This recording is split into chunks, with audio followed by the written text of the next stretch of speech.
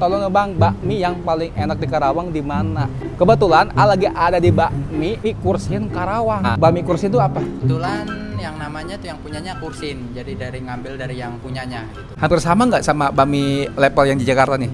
Sama aja sih, soalnya ini kan cabangnya di sini, kebetulan buka cabang di Karawang. Menunya best sellernya di sini Yamin level gitu. Kalau suka yang pedas ada yang level satunya tuh 10 cabe, atau 10 100 cabe. Prosesnya aja, coba lihat ya sambalnya coy. Lebih mengerikan sambal geprek coy. Ini sambal yang Yamin biasa. Cobain. Bismillahirrahmanirrahim. Sikat gak?